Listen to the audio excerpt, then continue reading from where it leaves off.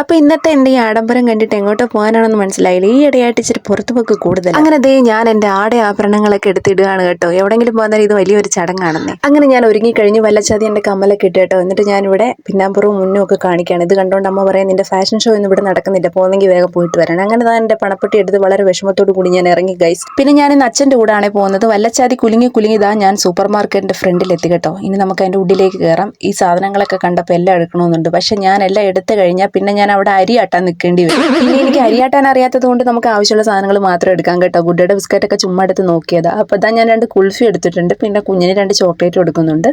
അപ്പം നമ്മൾ ഇന്ന് ഇത്രയും സാധനം സൂപ്പർ മാർക്കറ്റിൽ നിന്ന് വാങ്ങുന്നുള്ളൂ. ഇനി നമുക്ക് ബില്ല് പേ ചെയ്യാം കേട്ടോ. അപ്പോൾ എടുത്ത സാധനങ്ങളൊക്കെ ഇതൊക്കെയാണ്.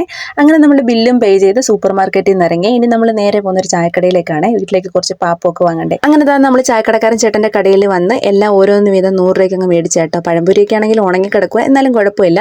പിന്നെ നമ്മൾ നേരെ പോകുന്നത് ഒരു ബേക്കറിയിലേക്കാണ്. കുഞ്ഞിനൊരു ബർഗർ വാങ്ങണം. അങ്ങനെ അതും വാങ്ങി നമ്മൾ നേരെ വീട്ടിലേക്ക് വിടുകയാണ്.